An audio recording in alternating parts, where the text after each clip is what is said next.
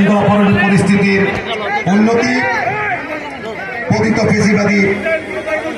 ফেসিবাদের চক্রান্ত মোকাবেলা এবং অতি দ্রুত নির্বাচনী রুটম্যাপ ঘোষণার দাবিতে কেন্দ্র ঘোষিত নরসিংদী জেলা বিএনপি কর্তৃক আয়োজিত আজকের সমাবেশের সভাপতি, নরসিংদী জেলা বিএনপি সংগ্রামী আহ্বায়ক, বাংলাদেশ জাতীয়তাবাদী দল বিএনপি জাতীয় নির্বাহী কমিটির সংগ্রামী যুগ্ম মহাসচিব, ডাকসুর সাবেক সংসদ সদস্য, সাংগঠনিক সম্পাদক জনাব সাইদুল আলম বাবুল, সংগ্রামী সহ সাংগঠনিক সম্পাদক নজরুল ইসলাম আজাদ, জাতীয়তাবাদী ছাত্র দলের সাবেক সভাপতি, বিএনপির স্বেচ্ছাসেবক বিষয়ক সহ সম্পাদক জনাব আব্দুল কাদের ভূঁইয়া জুয়েল, সাবেক ছাত্র নেতা ইকবাল হোসেন শ্যামল, রাশেদ ইকবাল খান সহ কেন্দ্রীয় নেতৃবৃন্দ, নরসিংদী জেলা বিএনপির নেতৃবৃন্দ, বিভিন্ন থানা পর্যায় থেকে আগত সকল পর্যায়ের শহীদ জিয়ার আদর্শের সূর্য সৈনিকেরা এবং দেশনেত্রী বেগম খালেদা জিয়া এবং তারেক রহমানের ভালোবাসার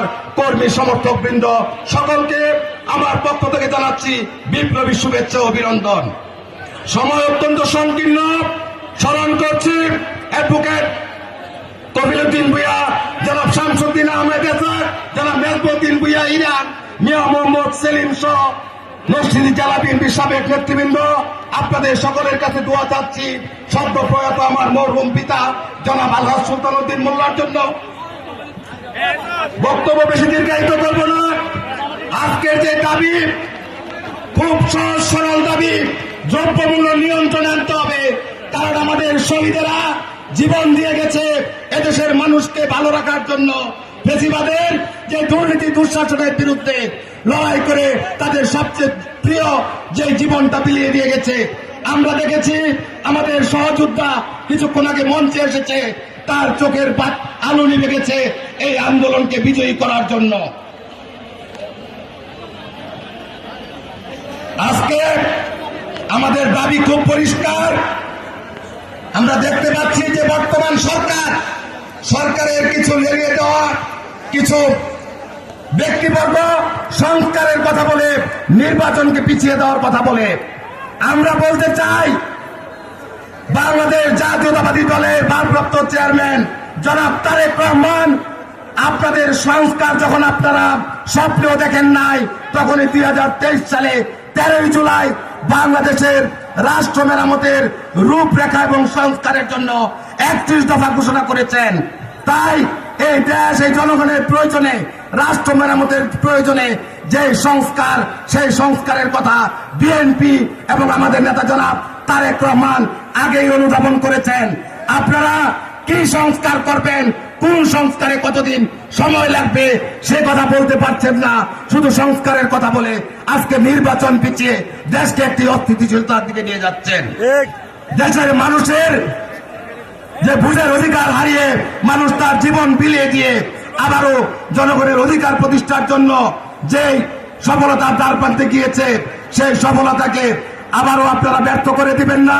জনগণ যাতে তাদের মালিকেরা বুঝে নিয়ে আগামী দিনে কারা রাষ্ট্র পরিচালনা করবে সেটা যাতে জনগণ নির্ধারণ করতে পারে, অতি দ্রুত জনগণের সেই অধিকার বুঝিয়ে দিন এবং নিরপেক্ষ নিঃসংকোচে নির্ভয়ে যাতে জনগণ তাদের ভোটের অধিকার প্রয়োগের মাধ্যমে কারা আগামী দিনে রাষ্ট্র পরিচালনা করবে সেটা নির্ধারণ করতে পারে। সেই জন্য আপনারা দ্রুত নির্বাচনের ব্যবস্থা করুন। আমি বিশ্বাস করি, যখনই নিরপেক্ষভাবে ভোট জনগণ দিতে পেরেছে, 91 বলেন, 2001 বলেন, 79 বলেন, জনগণ বারবার বিএনপিকেই রাষ্ট্র পরিচালনার দায়িত্ব দিয়েছে।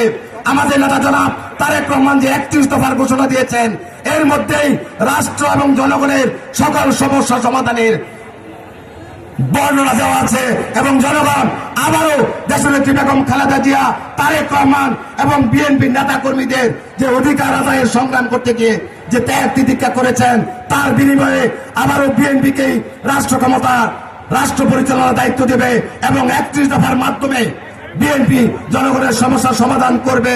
সেই প্রত্যাশা রেখে সকলকে নির্বাচন আদায় না হওয়া পর্যন্ত এবং জনগণের পূর্ণ অধিকার আদায় না হওয়া পর্যন্ত সতর্ক সজাগ থাকার আহ্বান জানিয়ে আমি আমার বক্তব্য এখানে শেষ করছি। সকলকে ধন্যবাদ। শহীদ অমর হোক, দেশনেত্রী বেগম খালেদা জিয়া জিন্দাবাদ। আমাদের নেতা জনাব তারেক রহমান জিন্দাবাদ। বাবুল বিশেষ অতিথি বাংলাদেশ জাতীয়তাবাদী দল ঢাকা বিভাগীয় সহ সাংগঠনিক সম্পাদক নজরুল ইসলাম বাবু সহ নরসিংদী জেলা বিএনপির সম্মানিত সদস্য সচিব, সাবেক উপজেলা চেয়ারম্যান, নরসিংদীর কৃতি সন্তান